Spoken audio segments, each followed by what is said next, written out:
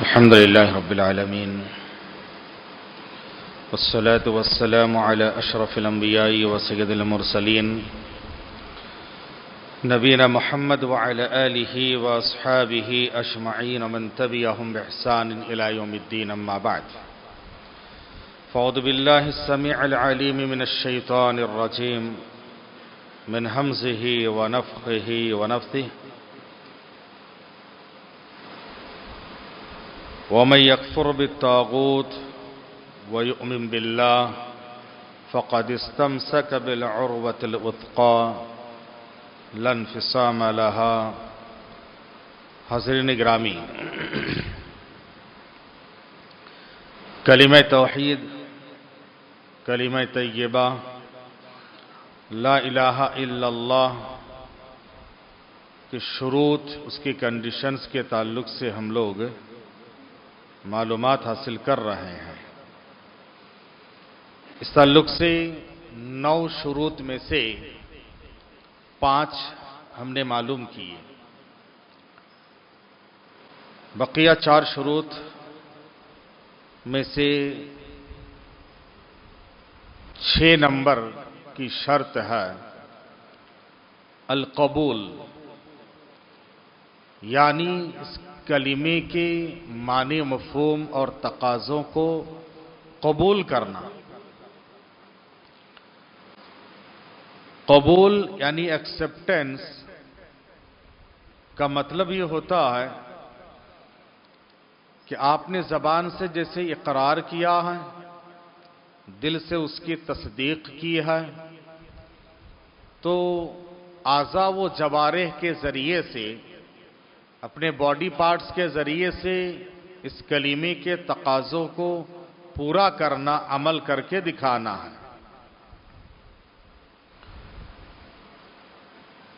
اور جو لوگ اس کو قبول نہیں کرتے ہیں اور قبول کی ضد ہے انکار، ریجیکٹ، رد، تو اس کے تقاضوں کو وہ انکار کر دیتے ہیں. زبان سے کہہ دیا کہ لا الہ الا اللہ، اللہ کے سوا کوئی عبادت کے حقدار نہیں، تو عملی طور پر کر کے دکھانا ہے کہ چاہے کچھ بھی ہو جائے، عبادت ہم صرف اللہ کی ہی کریں گے. بیماریوں سے شفا دینا، اولاد نہیں ہے اولاد عطا کرنا، یہ اللہ تعالیٰ کا کام ہے، اور ان باتوں کی امید اللہ تعالیٰ سے ہی لگائے رکھنا ہے. اگر کوئی اللہ کے سوا بیماری میں شفا طلب کرنے کے لیے، یعنی غیر فطری طریقے سے، ایک ہوتا ہے کہ آپ ڈاکٹر کے پاس گئے، دوائی لیے، وہ زندہ ہے، موجود ہے، اس کے پاس وہ صلاحیت ہے، قابلیت ہے، یہ ظاہری علاج ہے.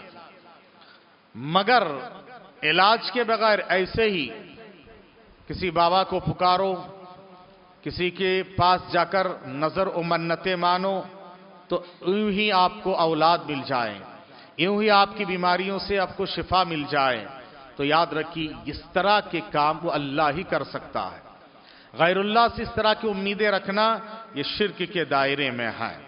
اسی لیے اللہ تبارک تعالیٰ نے فرمایا کہ انہم کانوا اذا قیل لہم، جب ان کفار و مشرکین، منافقین سے کہا جاتا تھا لا الہ الا اللہ، کہ اللہ کے سوا کوئی معبود برحق نہیں ہے، یستکبرون، وہ غرور و تکبر میں آ کے اس کا انکار کر دیتے تھے، اس کو مانتے نہیں تھے، جھٹلا دیتے تھے، اور اسی وجہ سے ان کو کافر اور مشرک کہا گیا ہے.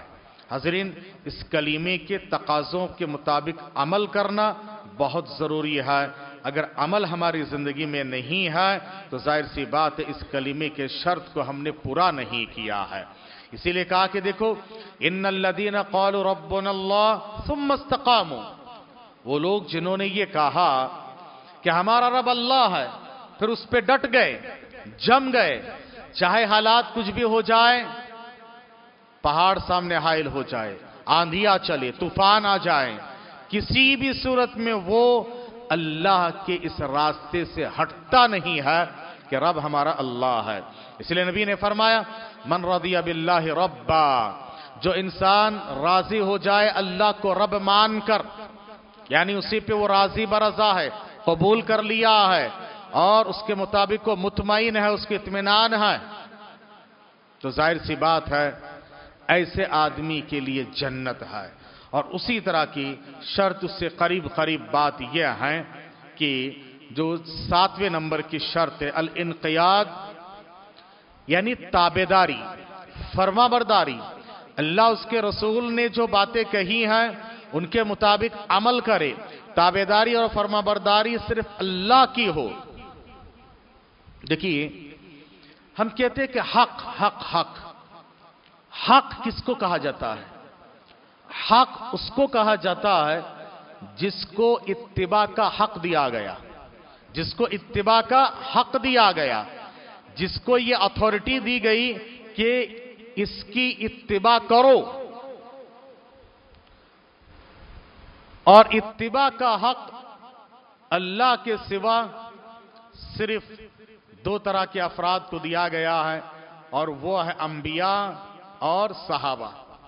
انبیاء اور صحابہ، اطیع اللہ اطیع رسول، اور انبیاء اور رسول میں سے ہر ایک پر ایمان ہوگا، عمل آخری نبی کے مطابق، ٹھیک ہے؟ اور دوسری بات صحابہ کو بھی اتباع کا حق دیا گیا۔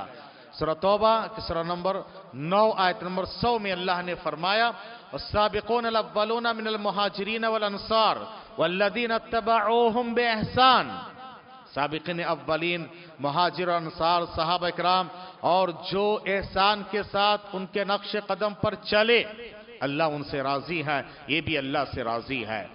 عقیدہ اور ایمان میں بھی اللہ تعالیٰ نے یہود و نصارہ، ہنود و مشرکین، مسلمان سارے ہی انسانوں سے کہا فَإِنْ آمَنُوا بِمِثْلِ مَا آمَنْتُمْ بِهِ فَقَدِ اهْتَدَوْا، اے صحابہ اگر تمہاری طرح ایمان لے کر آئے یہ سارے دنیا کے لوگ تو ہی وہ ہدایت یافتہ ہوں گے۔ تو صحابہ کو بھی اتباع کا حق دیا گیا اور نبی کو، اور اللہ تو ہے ہی، تو اللہ، رسول اور صحابہ یہ حق ہے، اور جو لوگ ان کے طریقے کے مطابق چلتے ہیں وہی برحق ہے، اور انہی کو سلف کہا جاتا ہے۔ سلف کے معنی گزرے ہوئے اچھے لوگ، اس امت کے گزرے ہوئے اچھے لوگ ہیں صحابہ، اور انہی کو کہا جاتا اہل سنت والجماعت۔ سنت نبی کا طریقہ، اور جماعت نبی کے زمانے میں کس کی جماعت تھی؟ صحابہ اکرام کی جماعت تھی۔ تو اہل سنت اور جماعت کا مطلب یہ ہوا کہ نبی کا طریقہ اور صحابہ اکرام کی جماعت، انہی کو اہل سنت جماعت کہا جاتا ہے۔ سنی وہی ہے جو نبی کے طریقے کے مطابق چلیں، صحابہ اکرام کے منہج کے مطابق چلیں۔ یاد رکھیے صرف نام رکھ لینے سے سنی نہیں ہوتے ہیں، کام کرنے سے، عمل کرنے سے ہی سنی بنتے ہیں۔ اور نبی نے فرمایا یہی ایک جماعت ہے جو قیامت تک برحق ہے، قیامت تک برحق ہے، چاہے لاکھ کوشش کرے دنیا والے، اس جماعت کو وہ صفائے ہستی سے مٹا نہیں سکتے ہیں۔ قیامت کی صبح تک یہ جماعت گرچہ قلیل تعداد میں ہی ہو ضرور بضرور رہے گی۔ اور نبی سے پوچھا گیا یہ جو 73 فرقے ہوں گے تو 73 فرقوں میں سے صحیح کون سا ہے؟ تو نبی نے فرمایا ما انا علیہ الیوم واصحابی، آج جس پر میں اور میرے صحابہ ہیں۔ معلوم کیا ہوا کہ نبی اور صحابہ کے طریقے پر چلنے والے ہی یہ اصل عین اسلام ہے۔ اسی لیے یہ جو منہج ہے، یہ جو مسلک ہے، یاد رکھیے یہ کوئی الگ سے فرقہ نہیں ہے، یہ عین اسلام کی عکاسی کرنے والے ہیں، کیونکہ نبی نے فرمایا وہ میرا اور میرے صحابہ کا طریقہ ہے۔ اور اس کے لیے بہت ضروری ہے کہ ہم اپنے آپ کو اللہ کے حوالے کریں، یعنی انقیاد کا مطلب ہوتا ہے سبمیشن، اطاعت و فرما برداری، اور اسلام کی تعریف میں ہی یہی ہے کہ الاستسلام للہ بالتوحید، توحید کے ساتھ اپنے آپ کو اللہ کے حوالے کریں، اپنے آپ کو سرنڈر کریں، تبھی جا کر آپ اور ہم سچے پکے موحد مسلمان ہو سکتے ہیں۔ اللہ تعالیٰ نے سورہ لقمان کی آیت نمبر 22 میں فرمایا وَمَن يُسْلِمْ وَجْهَهُ إِلَى اللَّهِ وَهُوَ مُحْسِنٌ، جو انسان اپنے آپ کو اللہ کے حوالے کر دیتا ہے، تابعداری اور فرمانبرداری اختیار کرتا ہے، اپنے آپ کو کمپلیٹ سبمٹ کرتا ہے، تو وہ محسن، اس حال میں کہ وہ محسن ہو۔ محسن کون ہے؟ جو عمل کے ذریعے سے، قول و کردار کے ذریعے سے اپنے آپ کو اللہ کے حوالے کرتا ہے، اور احسان اس کا نام ہے۔ ہر وقت سوچتا ہے کوئی دیکھے نہ دیکھے اللہ دیکھ رہا ہے۔ فقد استمسک بالعروۃ الوثقی، اس نے مضبوط سہارے کو تھام لیا ہے، اور مضبوط سہارے سے مراد کلمہ لا الہ الا اللہ ہے۔ حاضرین، اسی طرح سے 8ویں نمبر کی جو شرط ہے، اور وہ ہے الکفر بالطاغوت۔ عام طور سے 7 بیان کرتے ہیں، 8ویں اور 9ویں، یہ بہت سارے علماء نے اس کو بھی بیان کیا ہے۔ الکفر بالطاغوت کا مطلب ہوتا ہے کہ اللہ کے سوا سارے معبودان باطلہ کا انکار، ریجیکشن بہت ضروری ہے۔ اور میں نے شروعات میں جو آیت پڑھی، اس سے پہلے بھی پڑھی ہے کہ سورہ بقرہ کی آیت نمبر 256 ہے۔ اللہ نے فرمایا فَمَن يَكْفُرْ بِالطَّاغُوتِ وَيُؤْمِن بِاللَّهِ، جو طاغوت کا پہلے انکار کر دے پھر اللہ پر ایمان لے کر آئے۔ تو طاغوت کا انکار ہے، پہلے لا الہ الا، لا الہ الا اللہ ہے، پہلے انکار کرو، یعنی سارے معبودان باطلہ کا۔ یعنی آپ اس کو انگلش میں سمجھنا چاہے تو ایسا ہوگا کہ الکفر بالطاغوت کا مطلب ہوتا ہے کہ ڈینائل آف آل ادر ڈیائٹیز، جتنے دوسرے ڈیائٹیز ہیں ان سب کو ڈینائل کرو، انکار کرو۔ اپنے دل سے پہلے کفر، شرک، بدعت، خرافات کو نکالو، پھر ایمان لاؤ، پھر عمل کرو، تب جا کے فائدہ ہوگا۔ شرک کے ساتھ اللہ کوئی عمل قبول نہیں کرتا، کفر کے ساتھ اللہ کوئی عمل قبول نہیں کرتا۔ آدمی کی زندگی میں اگر بدعت و خرافات ہے، بدعتی اور خرافی کا کوئی عمل اللہ تعالیٰ قبول نہیں کرتا ہے۔ ہم نے اس سلسلے میں کافی باتیں معلوم کی ہے، اسی لیے اللہ نے یہ بھی فرمایا سورہ نحل آیت نمبر 36 میں وَلَقَدْ بَعَثْنَا فِي كُلِّ أُمَّةٍ رَسُولًا، ہم نے ہر امت میں رسول کو بھیجا۔ رسول نے آ کر سب سے پہلے یہ پیغام دیا ان اعبدوا اللہ واجتنبوا الطاغوت، اللہ کی عبادت کرو طاغوت سے بچ کر۔ طاغوت کے ساتھ عبادت اللہ کے مطلوب اور مقصود نہیں ہے، اور وہاں اللہ کے یہاں مقبول بھی نہیں ہے۔ آخری شرط ہے الالتزام حتی الموت علی هذه الکلمہ، موت تک اس کلمے پر باقی رہنا۔ اب سارے کے سارے آپ مان لیے ہیں، مگر موت کے وقت وفات سے قریب آدمی کفر کر دیا، شرک کر دیا، غلط راہوں میں چلا گیا، انکار کر دیا۔ ابو طالب کے پاس دیکھو آخر وقت میں انکار کیا، اور جب توبے کا دروازہ بند ہو جائے اس سے پہلے تک رہنا ہے۔ یاد رکھیے فرعون نے آخر وقت میں کہا کہ میں موسیٰ اور فرعون کے رب پر ایمان لاتا ہوں۔ کہا کہ الان اب، یعنی اس سے پہلے تو نے انکار کیا، عمل کر کے نہیں دکھایا ہے، تیرے دل میں سچائی نہیں تھی، محبت نہیں تھی، سارے شروط یاد رکھیے، یہ سارے کے سارے شروط ایٹ اے ٹائم ہونا چاہیے۔ اس میں سے اگر کسی کے پاس 9 میں سے 8 ہیں، ایک بھی نہیں ہے، سارے 8 کے 8 برباد ہیں، 8 کے 8 برباد ہیں۔ اسلامی اعتبار سے کوئی میجورٹی نہیں دیکھی جاتی ہے، یہاں حق دیکھا جاتا ہے۔ تو یاد رکھیے آخری وقت تک اس کلمے میں باقی رہنا، یعنی اگر آپ اس انگلش میں سمجھنا چاہے آپ کے فائدے کے لیے کہ adherence until death، until death، اس میں آپ کو ادھیر رہنا پڑے گا۔ adherence بہت ضروری ہے کہ آپ اس کے مطابق مرتے دم تک رہیں۔ اسی لیے نبی نے یہ فرمایا کہ دیکھو من مات وهو يعلم، مر گیا مرتے دم تک اس کلمے کا علم تھا، شعور تھا، ادراک تھا، اس کے مطابق عمل کیا، تو یاد رکھیے اسی کو اس کا فائدہ ہوگا، اور جو ایسا نہیں کیا ایسے لوگوں کو فائدہ نہیں ہوگا۔ اللہ تعالیٰ نے سورہ بقرہ کی آیت نمبر 217 میں 217 میں اللہ تعالیٰ نے فرمایا وَمَن يَرْتَدِدْ مِنْكُمْ عَنْ دِينِهِ فَيَمُتْ، جو دین سے ہٹ گیا، مرتد ہو گیا، پھر مر گیا، وَهُوَ کافر، اس حال میں کہ وہ کافر ہے، وَأُولَئِكَ أَصْحَابُ النَّارِ هُمْ فِيهَا خَالِدُونَ، یہی جہنمی ہے، ہمیشہ ہمیشہ جہنم میں رہیں گے۔ اگر ہم اس سے بچنا چاہتے ہیں، مرتے دم تک اس کلمے پہ ہمیں جمے رہنا چاہیے، ڈٹے رہنا چاہیے۔ پیارے نبی صلی اللہ علیہ وسلم نے بھی فرمایا، صحیح بخاری مسلم اور ترمذی کی روایت ہے، صحیح بخاری کی حدیث نمبر 3208 ہے اور صحیح مسلم کی حدیث نمبر 2640 پر 3 ہے، ترمذی کی حدیث نمبر 2130 پر 7 ہے۔ بہت پیاری حدیث ہے۔ پیارے نبی صلی اللہ علیہ وسلم نے فرمایا، تم میں سے ایک آدمی کو ماں کے پیٹ میں 40 دن تک رکھا جاتا ہے، ایک علقہ یعنی خون کے لوتھڑے کی شکل میں، یعنی منی کے قطرے سے وہ خون کا لوتھڑا بنتا ہے، پھر 40 دن تک گوشت کا ایک ٹکڑا بنتا ہے، پھر 40 دن تک اس کا ڈھانچہ بنایا جاتا ہے۔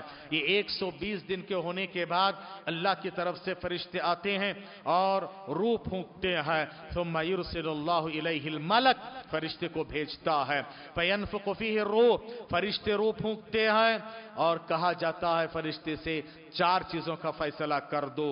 کیا کیا ہے؟ اس لیے ماؤں کو چاہیے کہ پیٹ میں جب بچہ ہو تب دعا کثرت سے کریں۔ ان 4 چیزیں بہت اہم ہیں۔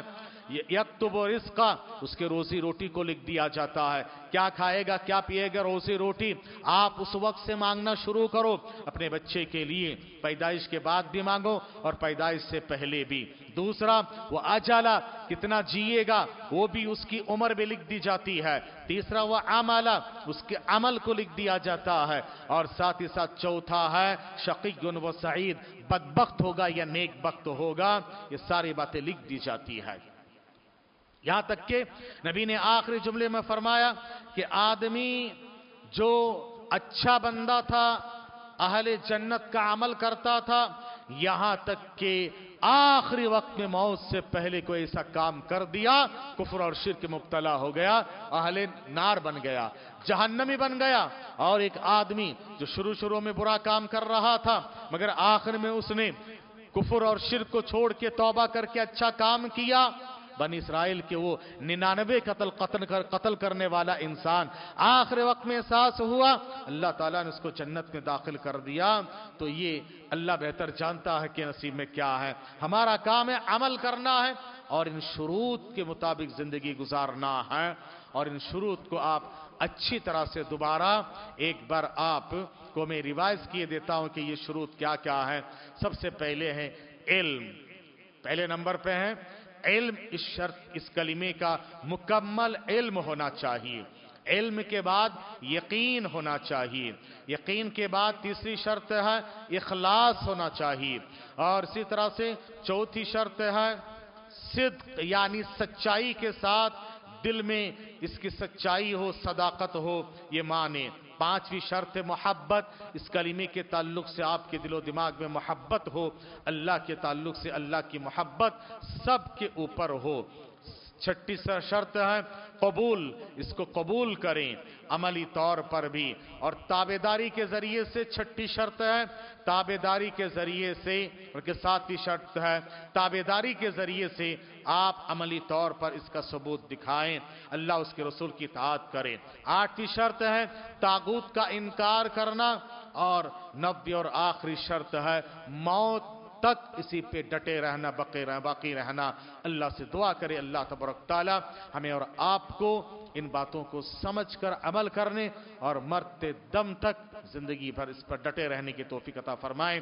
آمین۔ سبحانک اللہم وبحمدک، اشہد ان لا الہ الا انت، استغفرک و اتوب الیک، صلی اللہ نبینا محمد، وآخر دعوانا الحمدللہ رب العالمین۔